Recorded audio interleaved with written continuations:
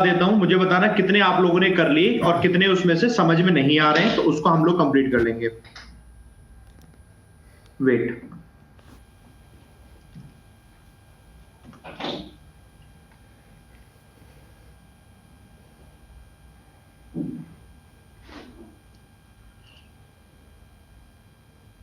Sir आपकी class पूरी नहीं कर पा रहे हैं, 2:30 बजे से पुनीत सर की क्लास होती है। शुभी, एक्चुअली आप गलत क्लास में हो। देखो, जो पुनीत सर की 2:30 बजे क्लास होती है ना, तो उस सेशन की इंग्लिश की क्लास 12 बजे होती है।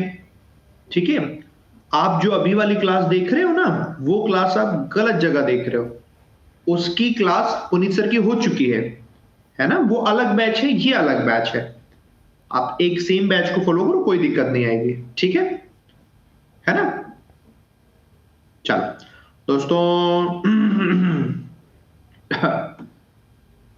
आज रीडिंग से ऑर्डर रैंकिंग क्वेश्चन हो गए। चलो बहुत बढ़िया, ये वाला कर लिया था हम लोगों ने, ये वाला कर लिया था हम लोगों ने, ये कर लिया था हम लोगों ने, ये नहीं किया था। ठीक है, अब देखो ये क्वेश्चन बहुत शानदार है। ये क्वेश्चन घर पर किया था आप लोगों ने, ये है बड़ा शानदार। आप लोगों को इसमें मतलब डाउट काफी सारे होंगे, बट वो डाउट इतने ऐसे करके हो जाएंगे छुट्टियों में, मजा आ जाएगा, है ना, वो आपको मजा आ जाएगा। तो एक काम करें आप सब लोग, इसको मैं समझाऊं आपको, एक बार ट्रू पे टैप करो तो मैं समझा देता हूं। ठीक है, इसको कर तो लिया ही होगा घर पर, है ना, बस मैं समझा दूंगा तो आपको आइडिया ना बहुत सही लग जाएगा। ठीक है, चलो एक बार समझते हैं क्या है।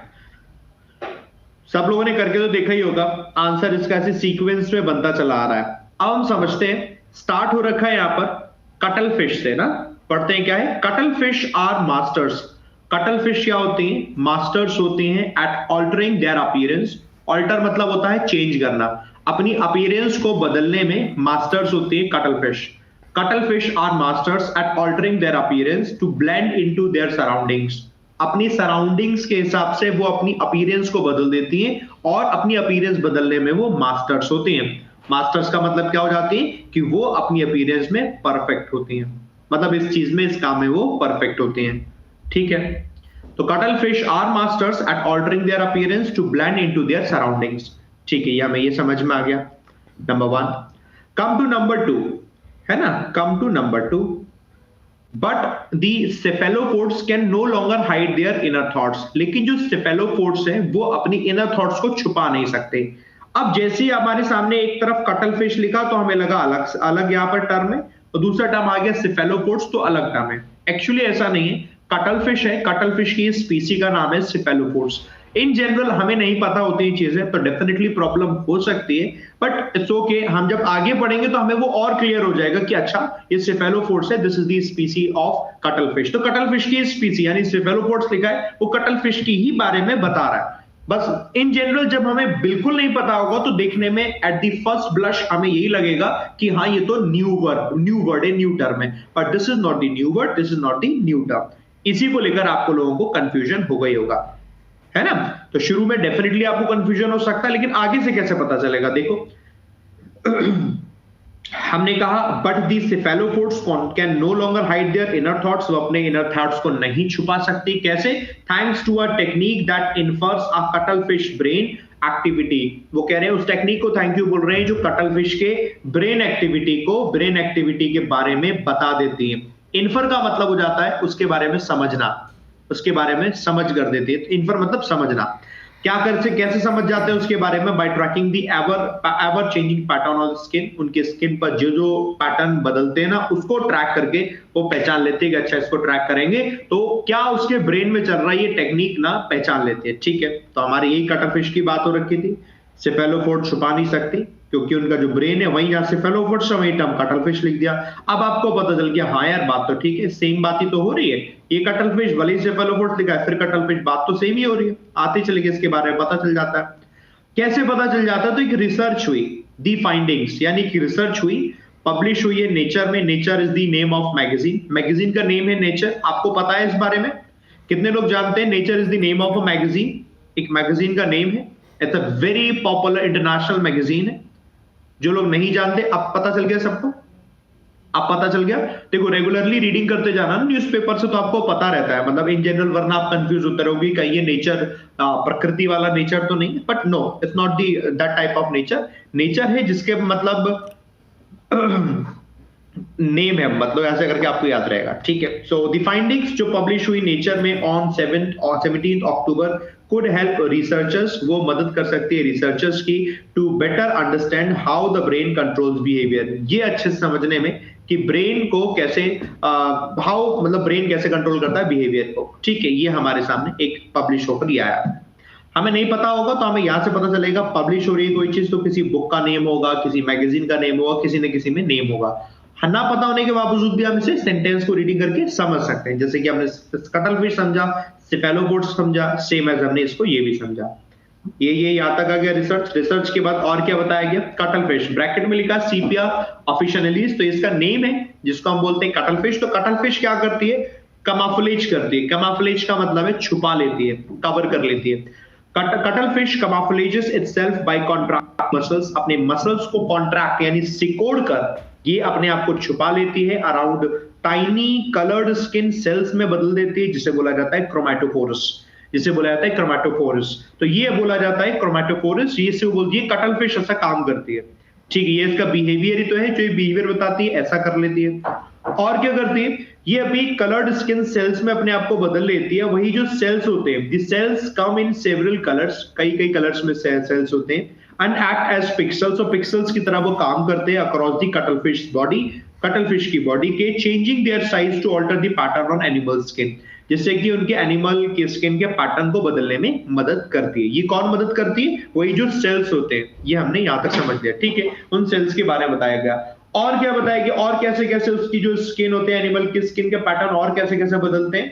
तो और आगे बढ़े, जो कटल फिश होती है does not always conjure up, conjure up का मतलब मैच करना, कॉन्ज्यूर अप मतलब मैच करना, तो does not always conjure up, हमेशा वो मैच नहीं करती an exact match for background, अपने बैकग्राउंड के हिसाब से।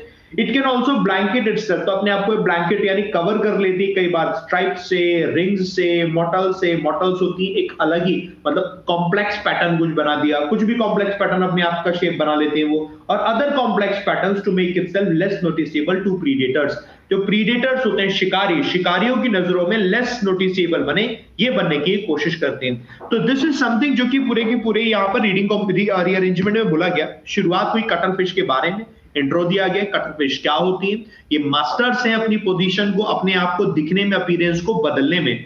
लेकिन जो सिफेलोपोड्स यानी कि जो कटल फिश होते हैं अपने थॉट्स को नहीं छुपा पाती, अपने आप को तो छुपा लेती है लेकिन थॉट्स को नहीं छुपा पाती।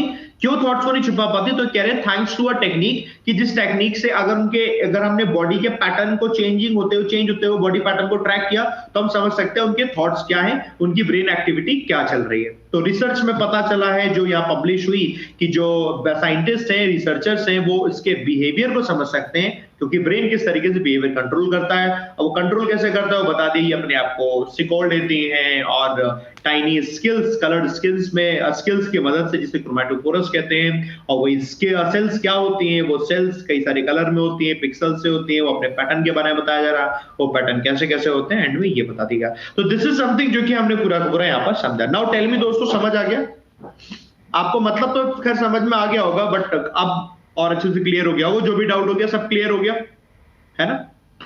Very good. नेक्स्ट क्वेश्चन को कर लेते हैं दोस्तों। ये हो गया था अपना, ये वाला क्वेश्चन भी किया आप लोगों ने होमवर्क में। जरा मैं आपको टाइम दे रहा हूं, फटाफट से कर दो 1 मिनट में, 1 मिनट दे दो, सफिशिएंट है ना 1 मिनट? करो, मैं समझाता हूं।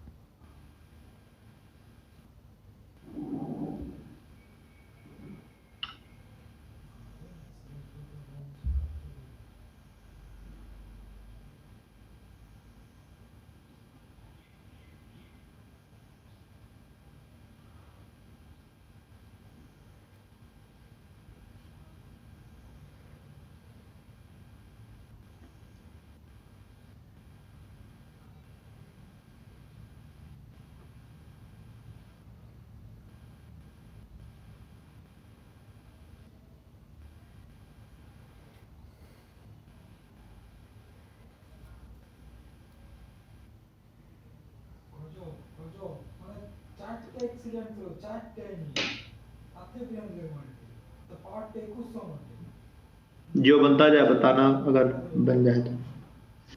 देखा जाएगा क्वार्टर पावर को भी दो दिन में सिर्फ दो दिन में 28 वाला धोई ले विषय चिच्चा असणार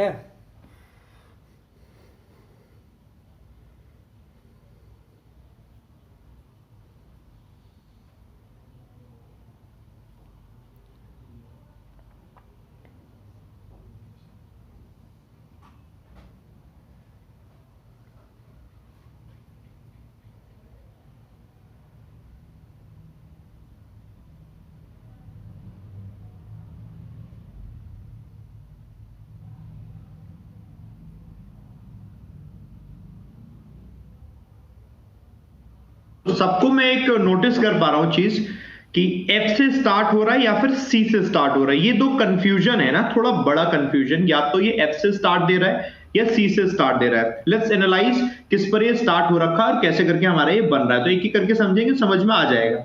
ठीक है, देखो जरा। It should not allow itself to be easily persuaded in the believe that democracy by and large offer better choices. मतलब इसको अपने आप को ऐसे अलाउ नहीं करना चाहिए कि सिर्फ इसी बिलीफ को ज्यादा रखा जाए कि हमेशा डेमोक्रेसी ही बढ़िया चॉइस होती है। इट का मतलब प्रनाउन है, किसी नाउन के लिए यूज हो रखी होगी। We will keep it in mind. Strategic ambivalence की बात हुई है। Strategic ambivalence is not an answer. Answer ये नहीं है। एम्बिवलेंस का मतलब है मिक्सचर ऑफ थॉट्स। आपके दिमाग में आ रहा है कि ये करें, डाउट आया नहीं ये नहीं काम करते हैं, ऐसा कर ले रहे हैं। फिर आपको फिर मतलब कॉन्फिडेंस नहीं आ रहा तो आप कह रहे हैं ऐसा कर ले रहे हैं। तो दिमाग में कई बार मिक्सचर ऑफ थॉट्स नहीं आते। आप मतलब स्ट्रेटेजी भी बना रहे हो कि ठीक है हम अब एक काम करना है, बट उसमें भी दुविधा होती है। दुविधा है, स्ट्रेटेजी भी लेकिन दुविधा भी है, तो वो उसे बोला जाता है स्ट्रेटेजिक एम्बिवलेंस। समझ गए? That is the strategic एम्बिवलेंस। So strategic ambivalence is not an answer. ये आंसर नहीं होता है टू द सिचुएशन, इस सिचुएशन के लिए दैट इंडिया फेसेस टुडे, जो इंडिया आज फेस करता है। यानी कि डिलेमा वाला स्ट्रेटेजी अपना रहे हो तो that is not an answer, that is not an answer. ठीक है। Strategic integrity and autonomy. Integrity का मतलब क्या हो जाता है? किसी भी चीज की ऑनेस्टी कैसी है, that is the integrity, right. और ऑटोनॉमी मतलब उसके पास कितनी पावर है कोई काम करने की। तो strategic integrity and autonomy and mature strategic judgement.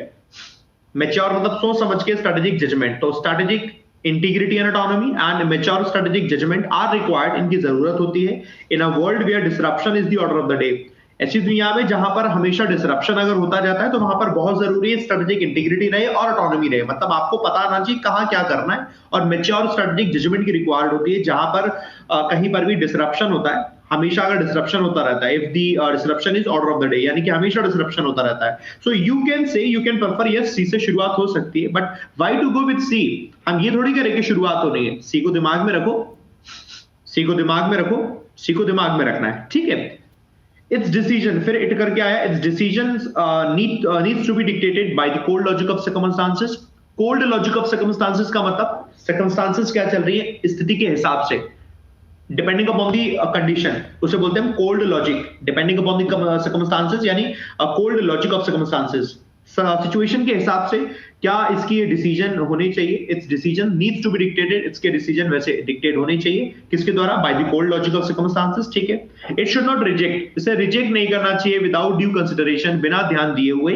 What is in its best interest, कि इसके बेस्ट इंटरेस्ट में क्या है, बिना ये ध्यान दिए हुए इसे ये रिजेक्ट नहीं करना चाहिए। Okay. India needs to ponder deeply, India को बहुत डीपली सोचने की जरूरत है on what is in its best interest, किसके बेस्ट इंटरेस्ट में क्या है। आप कुछ आपको क्लियर हो रखा हो या ना क्लियर हो रखा हो, एक चीज आपके सामने समझ में आ रखी होगी, यार ये जो एफ दे रखा है और ई दे रखा है, कुछ तो रिलेशन है एफ और ई में। बेस्ट इंटरेस्ट दिया है कि नहीं है? है कि नहीं है? यहां नाउन है, ये प्रनाउन है। तो वैसे तो अगर आप देखोगे तो एफ लगा दोगे, एफ के तुरंत बाद ई लगा दोगे, है ना। एफ लगा दोगे, एफ के तुरंत बाद ई लगा दोगे, है ना। लेकिन आप एफ के बाद ई तो लगा दोगे, लेकिन अभी आपको मैं बता दूं थोड़ा सा भी अधूरा है। पॉन्डर का मतलब ध्यान देना, सोचना, गहरी सोच, ponder. India needs to ponder, India को सोचने की जरूरत है deeply on what is in its best interest, कि ये इसके बेस्ट इंटरेस्ट में क्या है, इसके फायदे में क्या है। इट शुड नॉट रिजेक्ट, इसे रिजेक्ट करने की जरूरत नहीं। क्या रिजेक्ट कर रहे हैं हम? किस चीज को रिजेक्ट कर रहे हैं? रिजेक्ट आप किसी चीज को तब करते हो जब आपके पास चॉइसेस होती है, तभी तो आप रिजेक्ट करते हो किसी चीज को। क्या कहीं चॉइसेस की बात हो रही है? ए में हो रही है, यानी कि आपको यह पता है कि एफ के बाद ई आएगा, लेकिन डायरेक्ट बाद नहीं आएगा, बीच में एक अधूरा सेंटेंस और है, वो बीच में आ जाएगा, उसके बाद आएगा। यानी पहले एफ आएगा, फिर ए आएगा जिसमें उन चॉइसेस की बात कर रहे हैं, उसके बाद आपको ई लगाना पड़ेगा। बताओ, बात समझ में आई? एफ ए ई, सब लोग मुझे बताओ, एफ ए ई बात समझ में आई? एक बार सब लोग बताएं, है ना? परफेक्ट। अब जरा सुनो कैसे करके हमारा बना, पढ़ोगे तो आपको और क्लियर हो जाएगा। कई बार होता है ना, पढ़ते दबाव क्लियर होता है। इंडिया को ध्यान से सोचने की जरूरत है कि इंडिया का फायदा किसमें है। इंडिया को खुद को अलाउ नहीं करना चाहिए, इंडिया को खुद को अलाउ नहीं करना चाहिए कि ऐसे बिलीफ ज्यादा भारी हो जाए जहां पर ये लग रहा हो कि डेमोक्रेसी ही हमेशा बेटर चॉइसेस है। ठीक है, इंडिया को रिजेक्ट नहीं करना चाहिए, पहले तो हम कह रहे हैं इंडिया को इसमें अलाउ नहीं करना चाहिए। India should not reject, India को रिजेक्ट नहीं करना चाहिए बिना ध्यान दिए हुए, विदाउट ड्यू कंसिडरेशन कि इंडिया के इंटरेस्ट में क्या चीज है, इसको ध्यान देना जरूरी है। उसके बाद ही आप रिजेक्ट करो। ठीक है, एफ हो गया, ए हो गया, ई हो गया, इतना हमने पढ़ लिया। अब और देखते हैं कहां हो गया। एफ हो गया, ए हो गया, ई हो गया। और कोई प्रोनाउन कहीं दिया है? प्रोनाउन, इट वाला प्रोनाउन कहीं दिया है? देखो डी में दिया है ना। इंडिया की बात हो रही है, तो एक तरफ कह रहे हैं क्या अलाउ करना चाहिए इंडिया को, दूसरी तरफ कह रहे हैं क्या रिजेक्ट करना चाहिए इंडिया को, क्या अलाउ करना चाहिए इंडिया को, क्या रिजेक्ट करना चाहिए इंडिया को। और अब क्या होगा? इंडिया का डिसीजन होगा, क्या अलाउ करना चाहिए, क्या रिजेक्ट करना चाहिए। तो ऐसे में जो इंडिया का डिसीजन होगा वो कैसा होना चाहिए? सिचुएशन के हिसाब से, यानी कि cold logic of circumstances, situation के हिसाब से होना चाहिए। Cold logic of circumstances, F A E D. बताओ ये चार बने कि नहीं बने? टेल मी दोस्तों, एफ ए ई डी, ये चार बने कि नहीं बने? बन गए दोस्तों, एफ ए ई डी। अब बचते हैं आपके बी और बचता है आपका सी। अब हमारे पास स्ट्रैटेजिक चीजें हैं, तो दोनों को आप देखोगे तो सिचुएशन के हिसाब से चीजें होनी चाहिए। अब सिचुएशन वाली बात कहीं दे रखी है जो इसको और आगे प्रोसीड करेगी। हमने कहा जो डिसीजन होनी चाहिए, डिसीजन सिचुएशन के हिसाब से, सर्कमस्टांसेस के हिसाब से होनी चाहिए। सर्कमस्टांसेस या सिचुएशन कहीं दी हुई है? बताओ। बिल्कुल दी हुई है, वो दी हुई है बी में, यानी कि strategic ambivalence is not an answer to the situation. अब यही तो सिचुएशन है कि सिचुएशन में डिसीजन क्या होगा वो सिचुएशन के हिसाब से लिया जाना चाहिए। और उन्होंने कहा कि अगर आप डिसीजन ले रहे हो और डिसीजन आपका स्ट्रैटेजिक एम्बिवेलेंस है, यानी कि हमेशा कंफ्यूजन वाला है, स्ट्रेटेजी है लेकिन आप कंफ्यूज खुद हो, तो ये आंसर नहीं है सिचुएशन का कि भैया ये डिसीजन लिया जाए दैट इंडिया फेसेस टुडे, जो कि आज इंडिया फेस करता है, उसके लिए ये आंसर नहीं है। ये आंसर नहीं है तो एंड में आपने लगा आंसर क्या है? आंसर है strategic integrity and autonomy and mature strategic judgement. Answer तो ये है, इसकी जरूरत है। जरूरत किसकी है? इसकी जरूरत है, are required in a world, एक ऐसी दुनिया में where disruption is the order of the world, order of the day, यानी कि अब आपका एंड में लग जाएगा। अब बताओ, सी ऑटोमेटिकली एंड में आ गया, आंसर में ऑटोमेटिकली एंड में आया, क्योंकि अब सीक्वेंस आपको समझ में आ पा रहा होगा। शुरुआत हुई, इंडिया के बारे में बताया गया, इंडिया का फायदा किसमें है, इंडिया को किस तरीके के थॉट्स को अलाउ करना चाहिए, किस तरीके के थॉट्स को रिजेक्ट करना चाहिए, और इंडिया का डिसीजन क्या होना चाहिए सिचुएशन के हिसाब से। सिचुएशन के हिसाब से जो डिसीजन है वो स्ट्रैटेजिक एम्बिवेलेंस बिल्कुल नहीं होना चाहिए। कैसा डिसीजन होना चाहिए? जहां स्ट्रैटेजिक इंटीग्रिटी एंड ऑटोनॉमी हो, मैच्योर स्ट्रैटेजिक जजमेंट हो, वैसा डिसीजन होना चाहिए। So this is the situation that starts from F and ends with C. Now tell me दोस्तों, क्लियर हुआ सभी को? कोशिश करी हम लोगों ने बढ़िया तरीके से, सबको समझ में आया?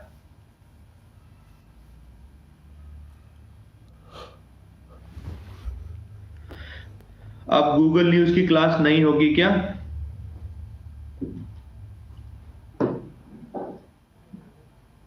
एक दिन क्या चल रहा था, एक दिन क्या चल रहा था कि एक टीचर सबको जॉब दे रहा था। टीचर कह रहा था कि आओ दोस्तों, जितने बच्चे पढ़ रहे हैं पिछले एक साल से सबकी जॉब लग जाएगी, आप इस ये बैंक में सबकी जॉब लग जाएगी। एक दिन टीचर ऐसे सबको जॉब दे रहा था, आओ जॉब लो जॉब लो जॉब लो। उसमें से एक बच्चा आया, जैसे अभी यहाँ आया ऐसे एक बच्चा आया, उसने कहा सर आपने वो वाला चैप्टर नहीं कराया क्या? सर वो चैप्टर मेरे को पूरा करना है सर। मैं कह रहा हूँ अरे जॉब मिल रही है, पहले जॉब ले लो फिर उसके बाद। नहीं सर वो वाला चैप्टर पूरा नहीं हुआ सर, मेरे को समझ नहीं आया सर, मेरे को चैप्टर कराओ वाला सर। पीछे पड़ गया यार वो मेरे। तो फिर मैंने उसको करा दिया फिर चैप्टर। सही किया मैंने? गलत तो नहीं किया? सही किया ना? ऐसे ठीक है, बहुत बढ़िया, शाबाश। चलो आ गया हमारा एक और सेंटेंस जहां पर हमारा ए एंड एफ दोनों के दोनों फिक्स्ड हैं। ठीक है, ए और एफ दोनों की दोनों फिक्स्ड हैं। कुछ लोग अभी यहां पर हमारे दोस्त लेट आए हैं जिन्हें पता नहीं है चीजें, कोई दिक्कत नहीं दोस्तों, रीअरेंजमेंट चल रहा है ना। क्लास 2 बजे से शुरू होती है, तो कल से आप लोग टाइम से आने की कोशिश करिएगा, ठीक है। चलो अब इसका आंसर करेंगे दोस्तों आप सभी लोग। ये काफी सिंपल है, ए और एफ फिक्स्ड है and it's literally very simple. एक बार 1 मिनट का टाइम दूंगा, जरा कोशिश करो। मैं इधर थोड़ा साइड हो जा रहा हूं, लोग इधर हो जा रहा हूं। ये इश्यूज ऑफ लिखा हुआ है, ठीक है, जरा एक बार कोशिश करो, कर पाओगे इसको आप?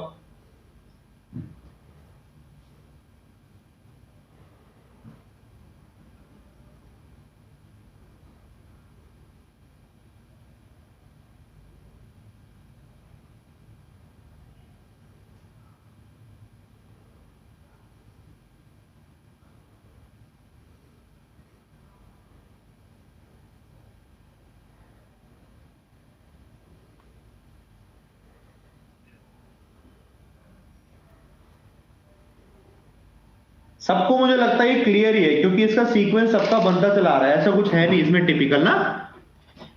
सबका सीक्वेंस क्लियर सही है। चलो पढ़ के देख लेते हैं। दी The Kudremukh National Park in Western Ghats is a part of the world's 38 hottest hotspots of biological diversity, a UNESCO World Heritage Site.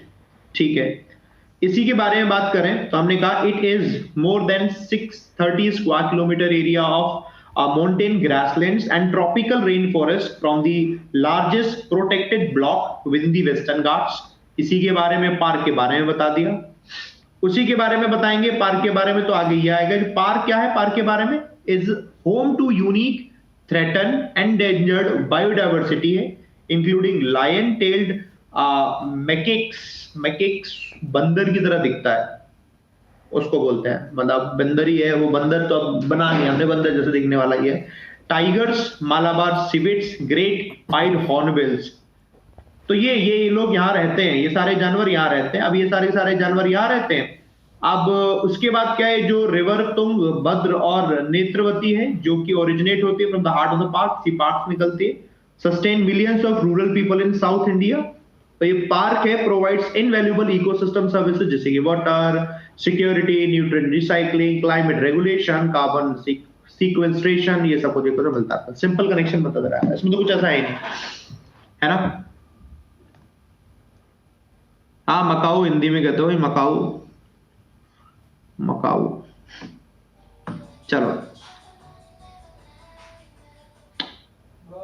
ये अच्छा,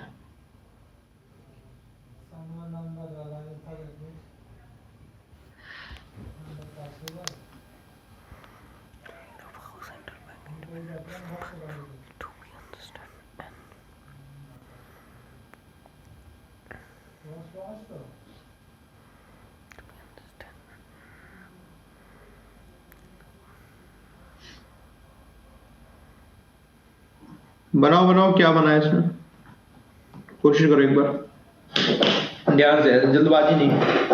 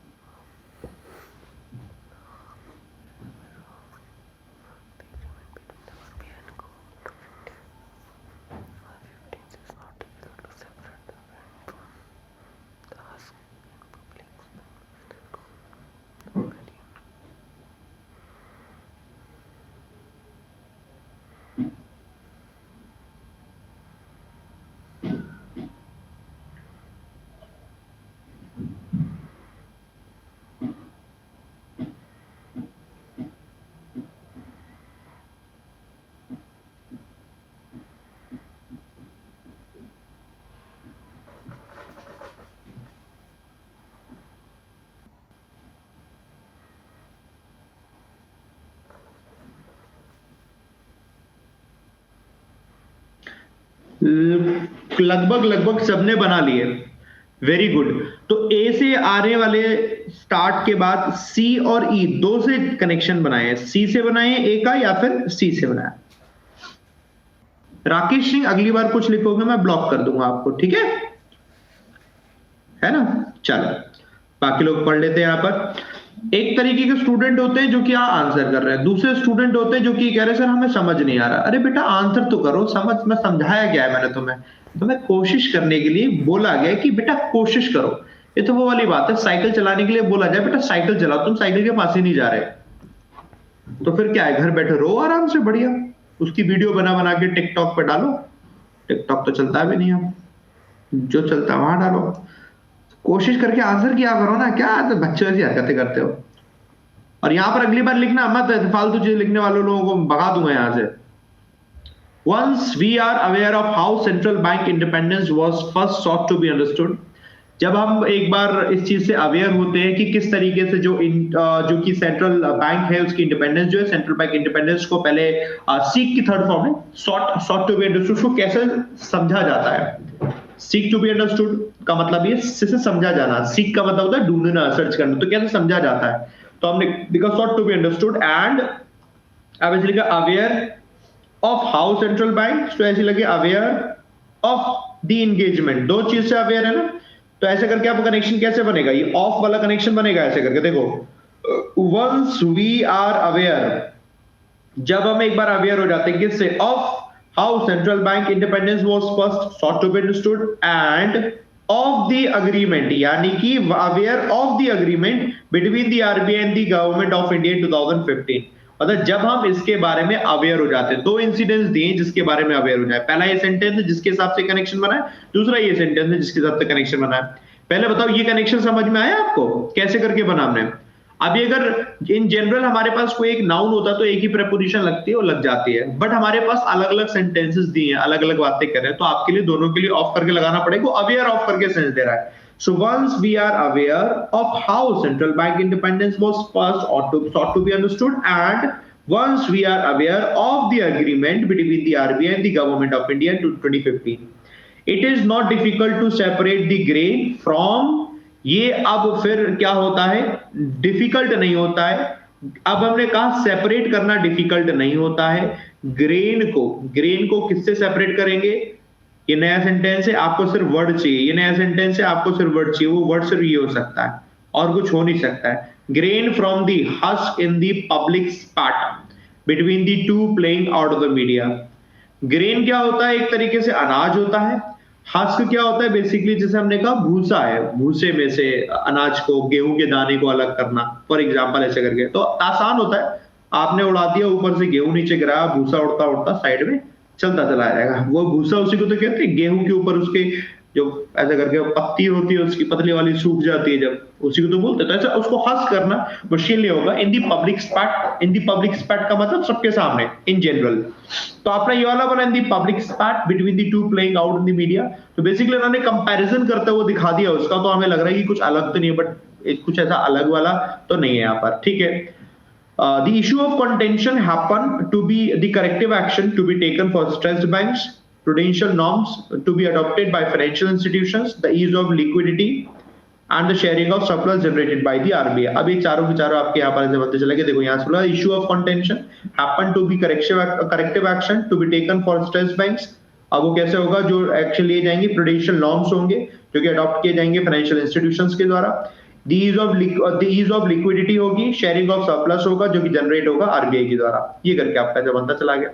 सी बी यहाँ पर आ गया, ईडी इधर आ गया, एडी इधर बन गया, सी बी इधर बन गया, बी का बन गया एफ से, ये कनेक्शन बन गया ए से। समझ गए दोस्तों। और सुनो, आप में से सब कोई कोशिश करते रहा करना है कि जब हमें समझ नहीं आता कि क्या कहना चाह रहा है तो गड़बड़ हो जाती है, बट हम ट्राई करेंगे। गेस करने वाली ही चीज होती है। एग्जाम में ऐसा हो सकता है जो लिखा हुआ आपको बिल्कुल एकदम आउट ऑफ बॉक्स सा जा रहा हो, कोई दिक्कत नहीं, कोई दिक्कत नहीं, कोशिश करनी। समझ में आया। ए से ऑफ का लिंक कैसे पता लगता है, रीडिंग करके पता लगा ना। अभी मैंने और क्या बताया, अवेयर ऑफ, इससे अवेयर है हम, इससे अवेयर है। अच्छा तुमने नाम ही अपना सुपर सुपर लिख रखा है। अरे एक बात बताओ, सुपर सुपर मैंने तुम्हें एक दिन डांट लगाई थी क्या कि सुपर सुपर अपना नाम लिख कर आना? तुम हो सुपर यार। वो तो तुम्हारा सवाल जेन्युइन था, मैंने तुम्हारा जवाब दे दिया। बेटा ऐसा मत किया करो, पढ़ने आए हो जेन्युइन नहीं लगते ना बेटा, फिर आप नाम लिखो कि क्या है सुपर सुपर। ठीक है भैया सुपर हो तुम, मेरी एडवाइस है तुम्हें बेटा, नाम चेंज कर लेना। तुम्हारा क्वेश्चन है पढ़ने वाले लग रहे हो, क्यों? ये तो अच्छे स्टूडेंट की पहचान नहीं होती ना। चलो अब इसमें कोशिश करेंगे दोस्तों, डी वाला सेंटेंस है, फिक्स्ड है, और उसके बाद बाकी को लगाओ कौन सा वाला कहां आता है। ठीक है, करना जरा से। ये फिक्स्ड है अपना,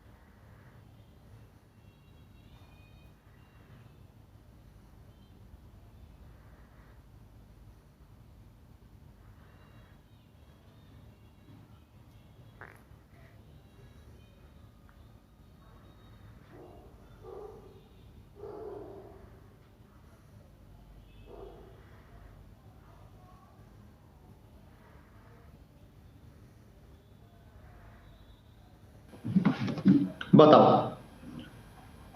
बनाया दोस्तों?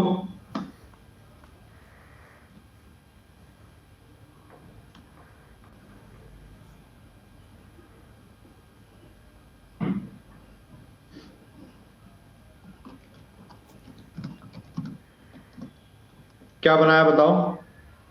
BACDEF, BACDBAED, BACD। ओके, आखिरी में थोड़ा कंफ्यूजन है आपको, बाकी तो ये सही सा लग रहा है। ठीक है, आखिरी में थोड़ा कंफ्यूजन है, बाकी तो ये सही सा लग रहा है। ठीक है, चलो समझने की कोशिश करते हैं, क्या कह रहा है समझने की थोड़ा थोड़ा कोशिश करते हैं। ठीक है, the delivery models must be collaborative across domains. Domain का मतलब हो जाता है किसी भी क्षेत्र में, क्षेत्र को बुलाया था ना, किसी भी एरिया में, किसी भी फील्ड का, वो डोमेन। बेसिकली डोमेन का मतलब ये हो गया। ठीक है, so delivery models must be collaborative across domains with clear decision rights, clear decision rights के साथ होनी चाहिए, एंड अधूरा है। ठीक है, nutrition is complex, nutrition complex होता है, and therefore its delivery must be simplified, इसलिए इसकी जो डिलीवरी है न्यूट्रिशन की वो सिंप्लीफाइड, मतलब आसान होनी चाहिए, through greater awareness and actions, greater awareness और एक्शन से। डिलीवरी मॉडल्स की बात कर रहे हैं, वो कोलैबोरेटिव होना चाहिए, न्यूट्रिशन कॉम्प्लेक्स होता है इसलिए इसकी डिलीवरी सिंप्लीफाइड होनी चाहिए। वैसे डिलीवरी डिलीवरी दोनों में लिखा हुआ है, यानी कि न्यूट्रिशन की डिलीवरी की बात कर रहे हैं। आप बी का ए से कनेक्शन बना सकते हैं, but you are not 100% sure, तो आप ना इसके लिए पहले पढ़ लेना।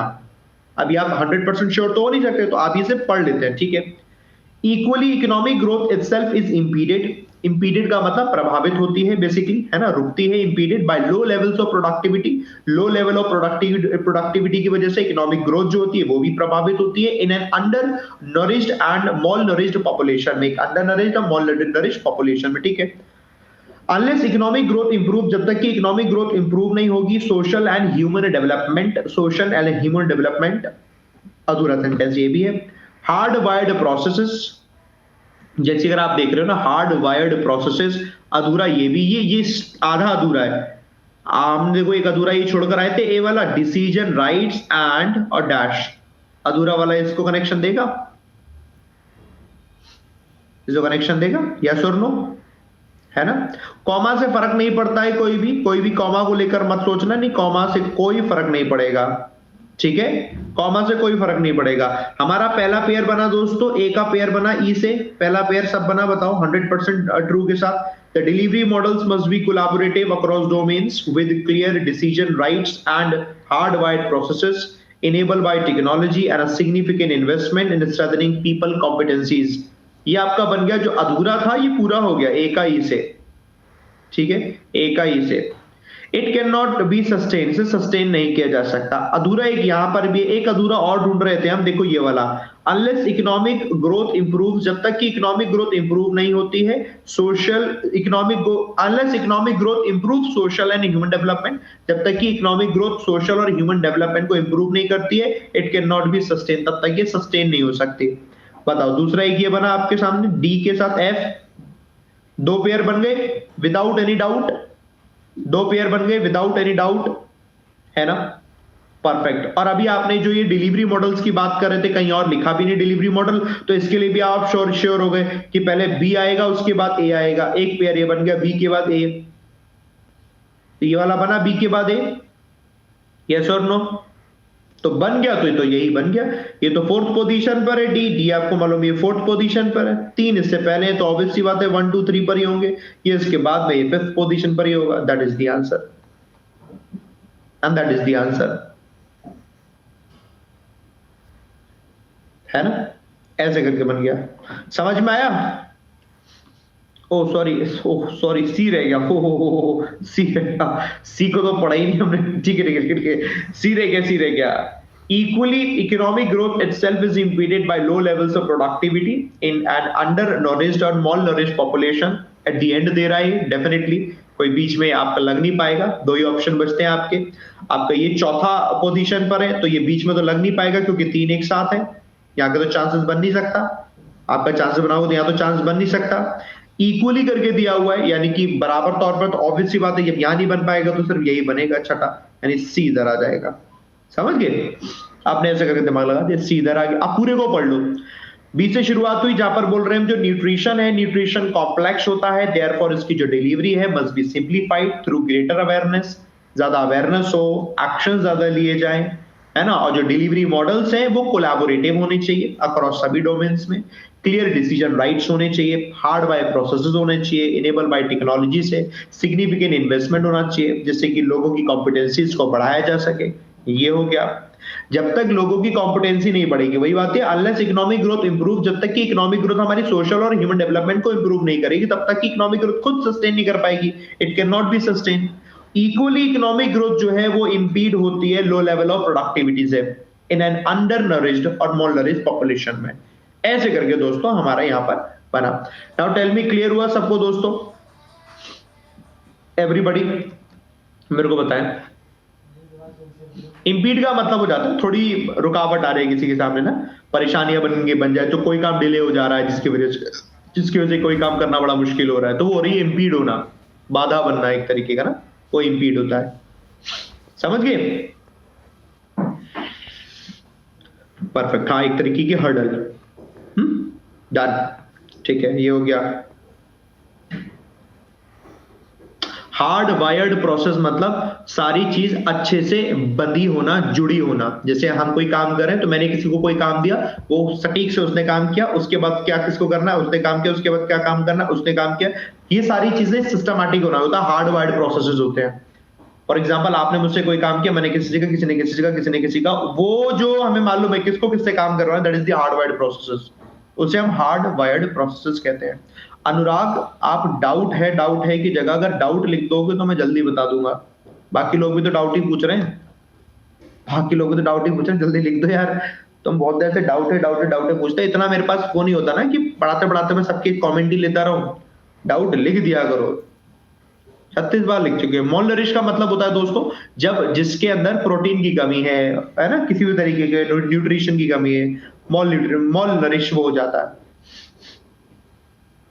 ठीक है, पूछो डाउट अनुराग। मुझे लगता है तुमने पूरा सुना भी नहीं अच्छे से सेंटेंस, मैं जब तक समझा रहा था तब तक तुमने सिर्फ डाउट ही डाउट लिखा। पूछो डाउट पूछो। रजत इतना लेट ज्वाइन हुए, पूजा पांडे, ये लो, पूजा दीदी को दिक्कत है। अब पूजा दीदी जबरदस्ती रजत के पीछे पड़ जाएंगे। अब रजत कुछ कह देगा पूजा दीदी से, फिर पूजा दीदी फिर कहेंगी अरे भैया ये तो भैया, तो हरकतें तो सुधरती नहीं है, सब एक से बढ़कर एक हैं भाई, चाहे लड़कियां हो चाहे लड़के हों। तभी कुछ लड़के कहते हैं सर हमें कुछ लड़कियां छेड़ रही हैं, सर व्हाट्सएप पे मैसेज कर रही हैं, क्या करें। हाँ बताओ, तुम्हारा डाउट नहीं आया अभी?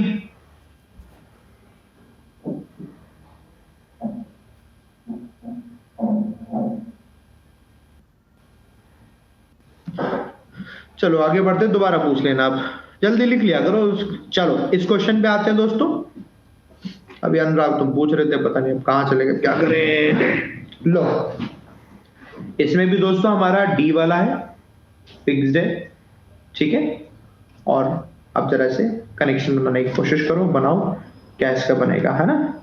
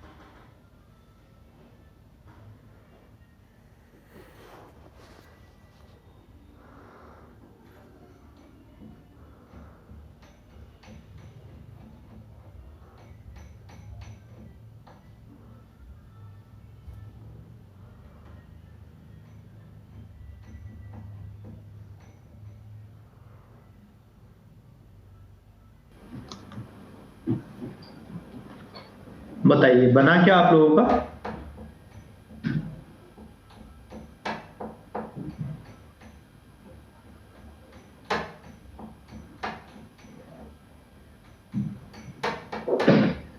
ई F A D E A F, E से शुरुआत होगा, एटलीस्ट इतना सबको पता है। हाँ चलो बनाने की कोशिश करेंगे इसे। ए में लिखा है it's central Asian countries border, तो इट्स करके लिखा है, प्रनाउन है, ठीक है, किसी नाउन के बाद आएगा। Afghanistan, Pakistan and China.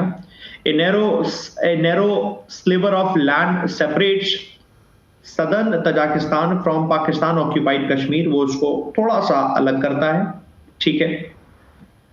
The logic of India's membership becomes stronger, जो लॉजिक होता है इंडिया की मेंबरशिप का वो और स्ट्रॉन्ग हो जाता है। With Pakistan joining the organisation and Afghanistan and Iran knocking on the doors for membership, with करके लिखा हुआ है, किसी से कनेक्शन देता हुआ आएगा, ओके। अधूरा है वैसे, ये यहाँ पर सी को देखोगे तो अधूरा है, इसे कंप्लीट करना है, ठीक है। when you have complicated relations with your neighbors, जब आपके complicated relations हो अपने नेबर के साथ, it makes sense, तो फिर जरूरी हो जाता है, it makes sense to strengthen relations with your neighbor। तो जो नेबर के साथ रिलेशन कॉम्प्लिकेटेड है, तो नेबर के जो नेबर हैं उनसे रिलेशनशिप आपके अच्छे होने जरूरी है, ठीक है। दी शंघाई कोऑपरेशन ऑर्गेनाइजेशंस रेलेवेंस, इसकी जो रेलेवेंस है इंडिया के लिए, lies in geography, economics and geopolitics. तीनों ही हिसाब से ये काफी इंपॉर्टेंट है। शंघाई कोऑपरेशन ऑर्गेनाइजेशन की रेलेवेंस इंडिया के लिए तीनों हिसाब से इंपॉर्टेंट है।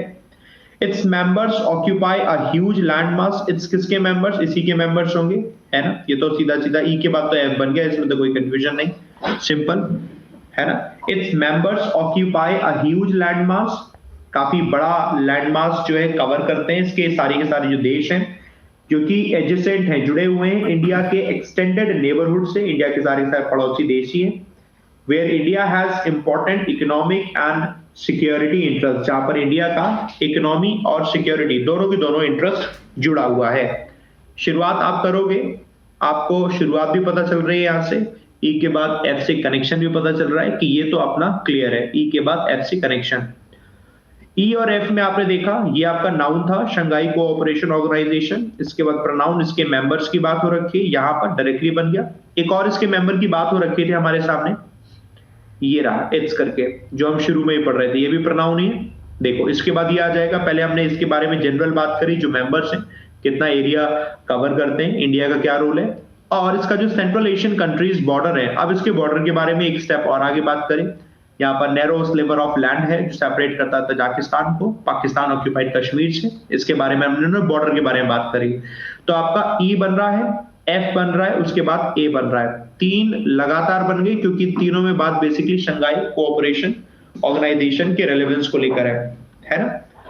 तीन अगर आपके ये वाले बने तो ऑटोमेटिकली चौथा आपका डी दिया हुआ है, विदाउट एनी डाउट।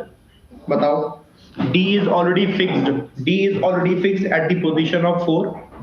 आपने D को पढ़ा, इसके बाद ही पढ़ा हमने।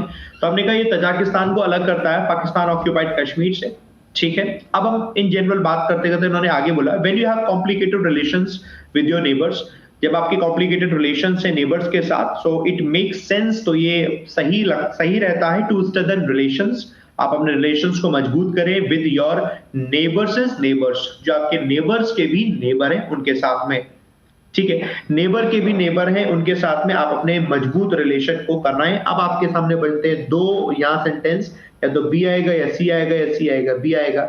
अब आपने पढ़ा, अगर आपने इसको स्टार्ट किया, the logic of India's membership become stronger with Pakistan joining, तब तो बी के बाद सी तो बन ही नहीं रहा, बी के बाद तो सी बन ही नहीं रहा, ये आपका सी के बाद बी बन रहा है। जैसे कि आपने कहा स्ट्रांग होने जरूरी है, स्ट्रांग होने जरूरी है, फिर आपने सी लगाया विद पाकिस्तान, क्योंकि अब हमें एक सिचुएशन पता है, एक सिचुएशन है Pakistan with Pakistan joining organisation, Pakistan organisation join कर रही है, तो जो अफगानिस्तान और ईरान है knocking on the doors for membership, वो भी अब डोर नॉक करें मेंबरशिप के लिए। पाकिस्तान के साथ इंडिया के रिलेशन खराब है, लेकिन पाकिस्तान के पड़ोसी और देश हैं जो कि अफगानिस्तान है और ईरान है, जिनसे इंडिया के रिलेशन अच्छे हैं।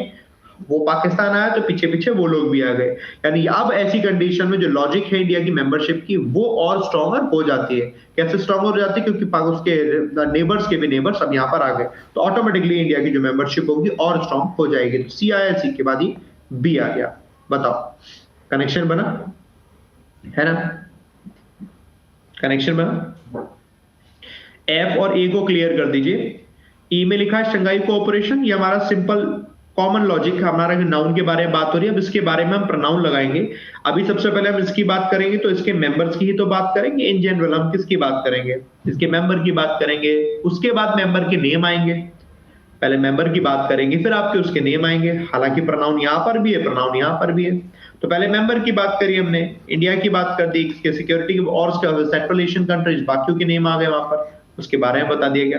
इसलिए पहले आपका ई आ गया, फिर आपका एफ आ गया, उसके बाद ए आ गया, ई एफ एक साथ आ गया, डी ऑटोमेटिकली फिक्स था, उसके बाद आपका सी आ गया, बी आ गया। ठीक है, समझ गए?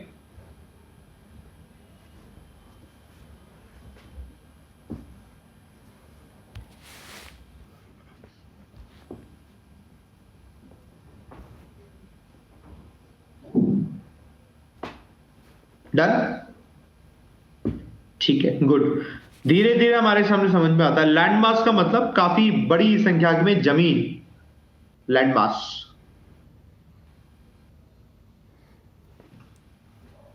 ठीक है,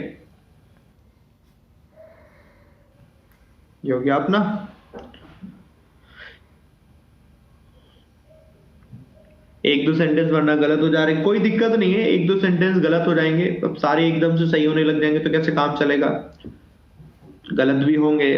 रेलेवेंस का मतलब, रेलेवेंस मतलब उससे, रेलेवेंस का मतलब क्या बताऊं मैं, रेलेवेंस की हिंदी बताओ भैया कोई। रिलेटेड, रेलेवेंस मतलब रिलेटेड, आपको आपके एग्जाम के रेलेवेंट आंसर क्वेश्चंस कर रहे हो यानी उससे रिलेटेड, उसके हिसाब से, दैट इज रेलेवेंसी। ठीक है,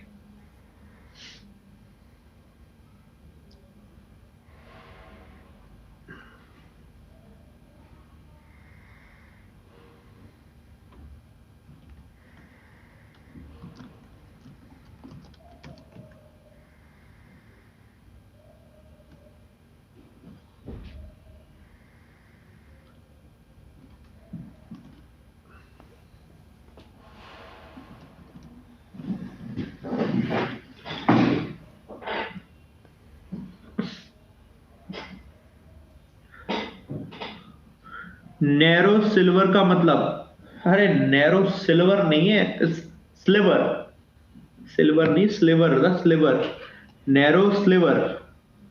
स्लिवर क्या होता है कि जैसे बीच की पतली खाई होती है, जैसे खाई हो जाती है ऐसे करके, तो ऐसे गैप बन गया, बेसिकली वो गैप है, ऐसा नैरो स्लिवर गैप, गैप को बेसिकली हम बोलते हैं कि वो गैप है, वो गड्ढा है जिससे ये जमीन उनकी है, ये जमीन उनकी है, एक प्रकार का। ठीक है,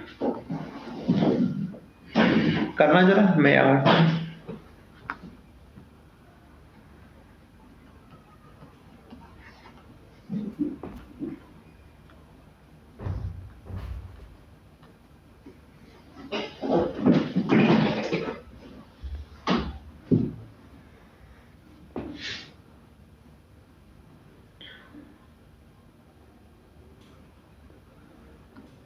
निधि आप इसी बैच में पढ़िए शुरू से, डोंट वरी, है ना।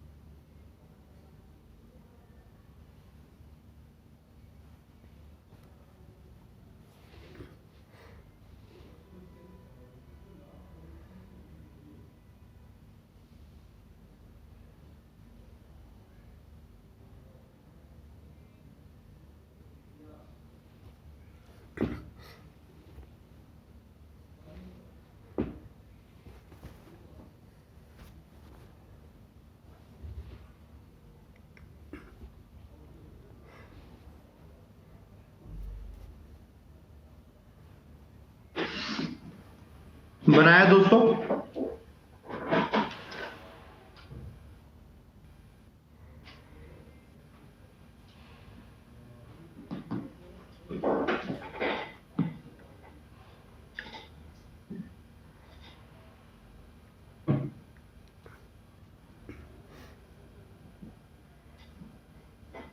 सी से भी स्टार्ट हो रहा है और ए से भी स्टार्ट हो रहा है।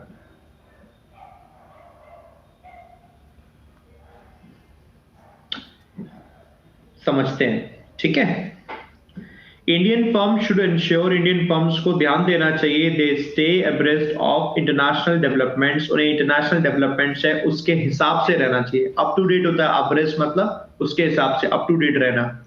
In the space of standards and technical regulations, standards और टेक्निकल रेगुलेशन में अब्रेस्ट रहना चाहिए, यानी कि अप टू डेट रहना चाहिए, ये इंडियन फर्म्स को ध्यान रखना चाहिए।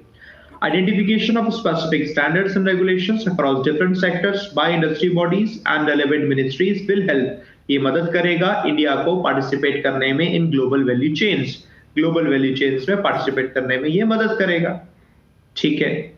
Okay, global standards are continuously evolving, global standards continuously बढ़ रहे हैं in addition to compliance by Indian manufacturing firms. अगर हम देखें इंडियन मैन्युफैक्चरिंग फर्म्स भी उसका कंप्लाई कर रहे हैं, उसके साथ साथ ग्लोबल स्टैंडर्ड्स बढ़ रहे हैं। वैसे अगर आपको देखने की बात बताइए, ए से शुरुआत आप क्यों नहीं करोगे, इसका रीजन मैं बताता हूं। आपने कहा ग्लोबल स्टैंडर्ड्स जो हैं वो बढ़ रहे हैं, इन एडिशन टू, साथ के साथ कंप्लायंस हो रहा है इंडियन मैन्युफैक्चरिंग फर्म्स का, शुरुआत यहां से होगी, क्योंकि इंट्रो तो ये आपको ये दे रहा है ना पहली बार, वहां आगे कह रहे हैं कि इंडियन फर्म्स को ध्यान रखना चाहिए, क्या ध्यान रखना चाहिए, क्या करना चाहिए, क्या नहीं करना चाहिए। तो बातें तब आती हैं जब पहले इसके बारे में जनरल बोल दिया जाए, अब मतलब इंट्रो इसके बारे में आ जाए। इंट्रो आ गया, in addition to compliance by Indian manufacturing firms, हालांकि कॉमा लगा हुआ है, नहीं भी लगा होता तो आपको लग रहा है कि अधूरा है ना। वैसे करना क्या है, in addition to compliance by Indian manufacturing firms, एक तो ये किया जाए, आइडेंटिफिकेशन ऑफ स्पेसिफिक स्टैंडर्ड्स किया जाए, और रेगुलेशन अक्रॉस डिफरेंट सेक्टर्स किया जाए। यही तो बात है, यही तो तीन चीजें हो रखी है। In addition to compliance by Indian manufacturing firms, identification of specific standards and regulation across different sectors by industry bodies and relevant ministries, ये हेल्प करेंगे इंडिया को पार्टिसिपेट करने में ग्लोबल वैल्यू चेन, क्योंकि ग्लोबल स्टैंडर्ड्स क्या है, evolve हो रहे हैं, तो यही हेल्प करेंगे इसको उसमें पहुंचने में। मतलब सी का कनेक्शन बी से बनेगा, मुझे ये बताओ, सी का कनेक्शन बी से बनेगा, मुझे बताओ, कनेक्शन हुआ, ये इसमें हेल्प करेगी, है ना। अब जब इसने कहा ये इसमें हेल्प करेगी, तो आप कह दोगे कि ठीक है इंडियन फर्म्स को ध्यान रखना चाहिए, ये इसमें हेल्प करेगी, और क्या ध्यान रखना चाहिए, क्या ध्यान रखना चाहिए आप बता दो। Indian firm should ensure they stay abreast of international developments in the space of standards and technical regulation. मतलब आप बता पाओगे ना इससे कि आपने स्टार्ट ये करोगे, इसके कंप्लीट ये हुआ, उसी के बाद तो हम इसके बारे में बता पाएंगे, यानी सी बनेगा, फिर बी बनेगा, फिर ए बनेगा। ये तो आपका अब बन पाएगा जब हमने देखा कि हाँ ठीक है इस तरीके का है ना। तो सी बी ए इतना तो हमारा बन गया। वी डू नॉट नो कि आगे क्या बनेगा, अब हम पढ़ते हैं। To drive its own development with vigour, vigour का मतलब होता है strength, power. India needs to boost exports, India को एक्सपोर्ट को बूस्ट करने की जरूरत है, बढ़ाने की जरूरत है, through promoting size, scale, ease the business environment and adjust to global standards, ग्लोबल स्टैंडर्ड्स में एडजस्ट होने की जरूरत है, ठीक है। कंफर्मिंग टू चेंजेस, कॉन्फॉर्म का मतलब हो जाता है, it's not confirm it's conform, conform का मतलब हो जाता है कि आप अनुपालन करना, इट्स कॉन्फॉर्म, है ना। Conforming to changes in a timely manner, समय समय पर आप जो बदलाव हो रहे हैं उनका पालन करना। प्लेज अ प्राइम रोल, ये मेन रोल प्ले करता है in shaping market access of Indian goods and services. Indian goods and services में मार्केट एक्सेस को बेसिकली दिखाने के लिए, मार्केट एक्सेस बनाने के लिए ये मेन रोल प्ले करता है, ठीक है। ये हमने समझ लिया, मेन रोल प्ले करता है। अधूरा है मतलब बीच में ऐसा करके कोई बीच में तो लग नहीं पाएगा, अधूरा ही लग रहा है, ठीक है। आप कनेक्शन देखेंगे कहां से बन रहा है, वहां से कनेक्शन बनाएगा, जहां से कनेक्शन बना पाएगा, ठीक है। While the rest of the world is looking inwards, जब पूरी दुनिया अंदर की तरफ देख रही है, India needs to take a contrarian view, India को कुछ विपरीत नजरिया रखना पड़ेगा, एंड फोकस ऑन एक्सपोर्ट, और एक्सपोर्ट पर फोकस करना पड़ेगा। एक्सपोर्ट की बात तो कहीं भी और यहां भी हो रखी थी, देखो एक्सपोर्ट पर फोकस करना पड़ेगा, क्या करके, by targeting large global markets to drive its own development with vigour, India needs to boost exports. यानी कि देखो एफ के बाद डी बनेगा, बताओ ये पेयर समझ में आया कि नहीं। एफ के बाद डी बनेगा, ये वाला बना एफ के बाद डी, टेल मी, एफ के बाद डी, है ना, है ना, ठीक है। अब जरा देखो बच कौन सा रहा है आपका, शुरुआत आपको मालूम है सी से हो गई है, अब बच रहा है आपका ई वाला बच रहा है। अब ई की दो सिचुएशन आती है, या तो ई यहां पर आएगा या ई यहां आएगा, है ना। ई यही तो आएगा इन दोनों में। अब जरा पढ़ के देखते हैं ई में क्या बोला जा रहा है। कॉन्फॉर्मिंग टू चेंजेस, उन चेंजेस का पालन किया जाए जो बदलाव होंगे इन अ टाइमली मैनर, वही एक प्राइम रोल प्ले करेगा मार्केट एक्सेस को इन इंडियन गुड्स सर्विसेज में। तो ये हम पहले वो लगा देंगे जहां पर अनुपालन करने की बात हो रखी थी। सी में बोला था ग्लोबल स्टैंडर्ड, इसको कंप्लाई करना है, और इसका पेयर कहां तक बनता आ गया, सी बना, बी बना, ए बना, यानी कि ए के बाद ई भी सी के साथ ही जुड़ रहा है, ए के बाद ई भी सी के साथ ही जुड़ रहा है, तभी तो पूरा कंप्लायंस करके यहां पर बनेगा। उसके बाद एफ और डी बनना चाहिए। पढ़ के देखो, सी से स्टार्ट हुआ, सी में बोल रहे हैं global standards are continually evolving, compliance किया जा रहा है इंडियन मैन्युफैक्चरिंग फर्म्स के द्वारा। आइडेंटिफिकेशन, स्पेसिफिक स्टैंडर्ड क्या होने चाहिए, रेगुलेशन क्या होने चाहिए डिफरेंट सेक्टर्स में, इंडस्ट्री बॉडी के द्वारा, रेलेवेंट मिनिस्ट्री के द्वारा। ये हेल्प करेगा इंडिया को पार्टिसिपेट करने में ग्लोबल वैल्यू चेन में। उसके बाद आए हम कि इंडियन फर्म्स को ध्यान रखना चाहिए कि इंटरनेशनल जो डेवलपमेंट्स हैं उसके हिसाब से अपने आप को अप टू डेट करें, जो स्टैंडर्ड्स हैं, टेक्निकल रेगुलेशन है। उसके बाद ही लगाया हमने ई, और अनुपालन करना चाहिए टू चेंजेस, जो भी बदलाव हो रहे हैं इन अ टाइमली मैनर। वो प्ले करता है a prime role in shaping market access, जो इंडियन गुड्स एंड सर्विसेज की है। उसके बाद लगाओगे एफ, जबकि कैसे आपके, जबकि पूरी दुनिया क्या कर रही है, इनवर्ट्स अपने अंदर ही कोशिश कर रही है इंप्रूव करने की, इंडिया को कुछ और सोचना चाहिए, दैट इज द एक्सपोर्ट्स। और वही उन्होंने कहा कि डेवलपमेंट को और ज्यादा बढ़ाने के लिए एक्सपोर्ट को बूस्ट करने की जरूरत है। बूस्ट कैसे करेंगे, साइज को बढ़ाकर, स्केल को बढ़ाकर, बिजनेस एनवायरनमेंट को ईज करके, ग्लोबल स्टैंडर्ड्स में एडजस्ट होकर। दिस इज समथिंग जो कि हमारे सामने, तो सी बना, बी बना, ए बना, ई बना, एफ बना, डी बना, है ना। तो हमने देखा कि पेयर बने तो कैसे बने, समझ में आया सबको। This is very hard to understand. हाँ, कई सारे लोगों ने लिखा hard to understand. Yes, hard to understand. 60,000 रुपए कोई अगर देगा आपको हर महीने, काम करवाएगा, होशियार आदमी कोई लेगा, फालतू तो रखेगा नहीं, बताओ। और आप फालतू हो नहीं, आप होशियार हो, आपको बस दिखाना है कि हम होशियार है। दिखाओगे नहीं दिखाओगे, तनख्वाह मोटी मिलेगी जब, तो उसके लिए पढ़ना नहीं है सर, मुश्किल है सर जी बहुत मुश्किल है। पैसा दे दिए जाए गिनने के लिए, वो मुश्किल होगा सर। सही बोल रहा है वो। हाँ, जितने लोगों, एक तो ये सही बोलने वाले लोग क्या, चलो भैया खत्म करते हैं, अगली क्लास में हम मिलेंगे। वैसे 3:15 पर क्लास है ईडीएम्स की, है ना, मिलते हैं उस पर, ठीक है। चलो तब तक के लिए बाय बाय।